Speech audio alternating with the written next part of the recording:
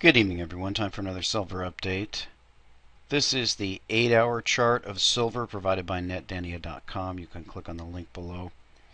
Now you can see the major downtrend line that we have established for over a year now, and a lot of touch points, a couple of tests here. We had these rallies to the trend line met by Fed speak, Fed intervention, and now we're approaching actually a $21 price on this trend line. So you can see that the speed of the decrease here is pretty rapid.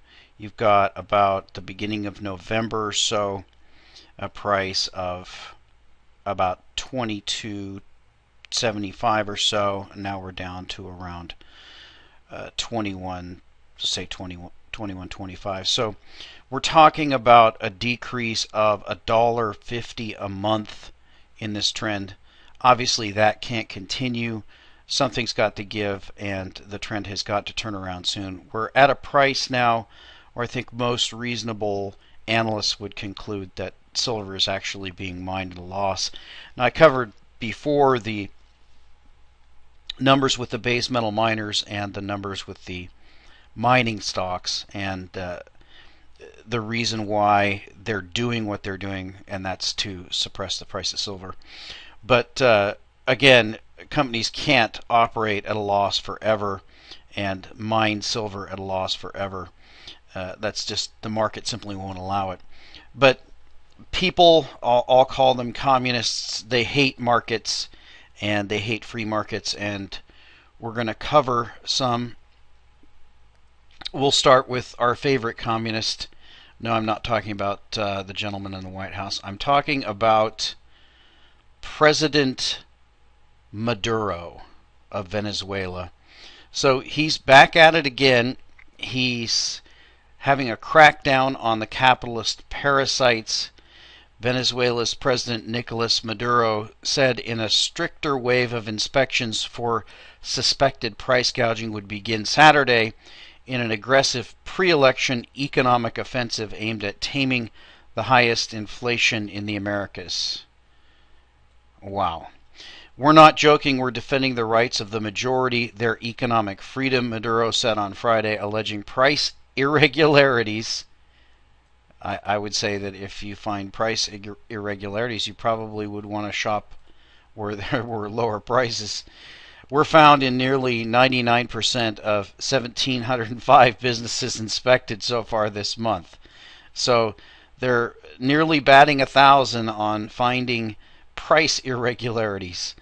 Maduro, who has staked his presidency on preserving the legacy of late socialist leader Hugo Chavez, launched a theatrical and often televised wave of inspections this month to force companies to reduce prices. He says capitalist parasites are trying to wreck Venezuela's economy and force him from office. You know, he's doing a pretty good job of it himself. The inspections are continuing daily and have let us see into the underworld of capitalism, Maduro said in his latest speech to the nation, warning of severe sanctions from Saturday against businesses maintaining unjustifiably high prices. So here is a communist dictator who thinks that he can decide what prices should be. Wow, that's unbelievable that people like that still exist in the 21st century. And here's a story about the Communist News Network. We know that this is a far left-leaning news organization, and it's kind of going the way of MTV, who doesn't show any videos anymore. It's music television, but there's no music on it. And we'll see that CNN is pretty much going to get out of the news business. When determining a television network's influence, no factor carries quite as much weight as its viewership numbers.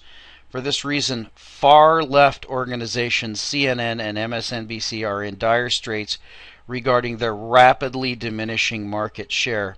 Comparing CNN's audience to that of just 1 year ago, the steep drop in viewers is telling. During prime time, the network had 481,000 total viewers this month, with just 153,000 in the target demographic of viewers between the ages of 25 and 54.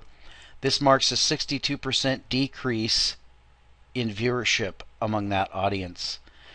The results were similarly negative when comparing last November's total day audience to monthly totals this year. And it goes on and compares it to Fox. CNN has apparently recognized its growing irrelevance, citing a desire to steer away from breaking news by featuring more documentaries on the network. Instead of acknowledging that executives and staff repeatedly failed to provide accurate coverage of news events, the network has instead decided to remove its emphasis on such coverage altogether.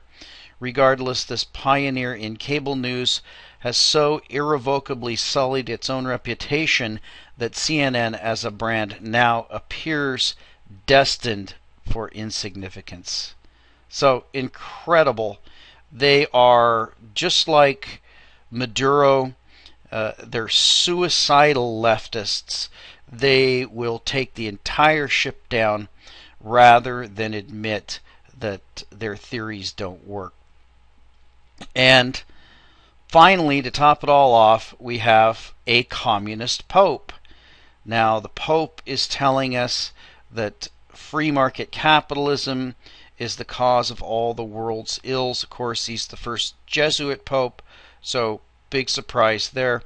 On Tuesday, Pope Francis I issued a 50,000-word statement officially referred to as an apostolic exhortation titled Evangelii Gaudium, attacking capitalism and embracing Latin America's liberation theology. In February, a month before he was selected as Pope, Breitbart News wrote this about then Cardinal George Mario Bergoglio of Argentina. The chances of leading Latin American contenders, Cardinal Leonardo Sandri of Argentina, I'm not going to read all these names, are diminished by the prevalence of the left-wing liberation theology among many Roman Catholic clergy members in Latin America. Cardinals outside of Latin America may be leery that this election of a Latin American pope may lead to exporting that theology, considered heretical by many, to the rest of the world.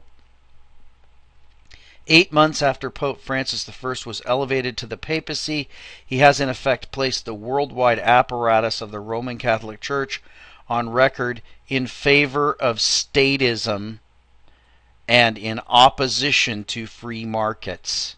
The Pope's statement on Tuesday showed a remarkable ignorance of free market capitalism. Indeed, his judgmental rejection of the economic system that has delivered billions of people throughout the world from poverty is chilling.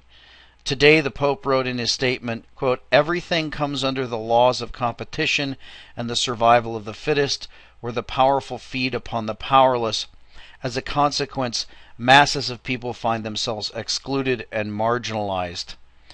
Some people, the statement added, continue to defend trickle-down theories which assume that economic growth encouraged by a free market will inevitably succeed in bringing about greater justice and inclusiveness in the world. This opinion, which has never been confirmed by the facts, expresses a crude and naive trust in the goodness of those wielding economic power and in the sacralized workings of the prevailing economic system. Francis I is the first pope who's a member of the Jesuit order. His statement that the benefits of the free market systems have never been confirmed by the facts is sort of extreme assertion Jesuits are known to make when presenting an argument, as R.R. Reno, editor of First Things, the blog of the Institution of Religion and Public Life, wrote, "When Pope Francis was elected, a friend asked me what to expect.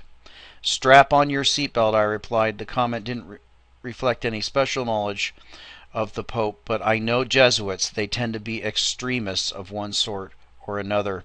Pope Francis I is clearly unfamiliar with the works of Milton Friedman, Friedrich Hayek, and Ludwig von Mises, among many others, each of which have provided voluminous evidence supporting the benefits to all of free markets.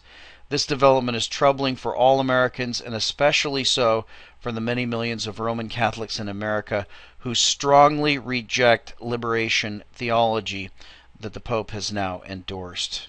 And so it goes on. You can read the article.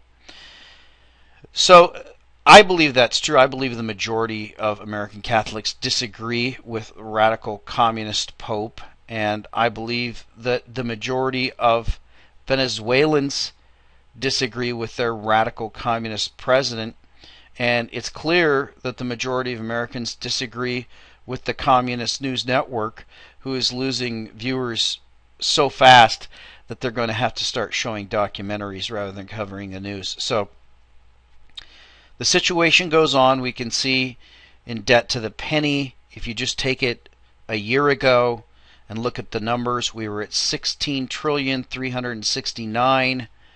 We're now at 17,203,000,000. So we're talking about $850 billion. No slowdown in the increase of the national debt. That is statism at work. That is government taking people's money and giving it to others. A system that clearly doesn't work. A system that has been tried everywhere in the world. It has been tried. It has been a colossal failure. And of course, we know that the communists are responsible for the deaths of more than any other organization, the deaths of human beings more than any other organization in the history of the world. Some people say it's governments. The majority of the governments that killed all those people were communists.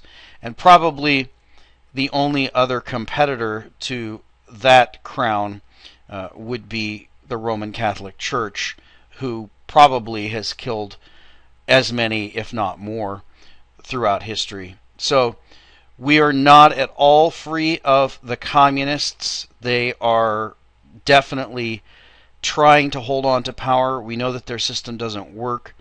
Even the communists in China have recognized that the communist system doesn't work. That's why they've adopted a free market capitalism as far as allowing people to trade much more freely than they're allowed in the United States, start businesses. There's no welfare in China. There's no state support in China. And we can see when we look at the daily chart of the Chinese currency, it continues to rise against the dollar. This is the dollar going down against the Chinese currency. You can see we're rapidly approaching the trend line again. The last time we touched the trend line, the dollar took a dive. The dollar is about to take a dive again because we continue to maintain our belief in these collectivist statist principles, and communist, quote-unquote, communist China has already abandoned those principles as far as economics and markets. So we're going to follow Maduro and all the rest of the socialists / communists down into economic despair. That's where they want to take everybody. That's the direction we're going until this thing turns around. It doesn't appear that it's going to be turning around anytime soon. When we look at the price of gold and silver, gold has been smacked down again. It's trying to rally. Silver's trying to rally, but the government, the Federal Reserve, the BIS, whoever it is, the statists, they do not want competition with their fiat currencies. By the way, if you watched the Bitcoin this weekend, it was a very exciting weekend. People were calling a top, saying that the free market cryptocurrency is collapsing and is destroyed. I think they'll be wrong again. Ultimately, I think that the statists will be proven wrong. Communism doesn't work. It's never worked. It can never work. And ultimately, those principles are going to be abandoned, and the free market will be accepted for what it is. The only real way that wealth is produced and that people can improve their lives. And we'll talk to you next time.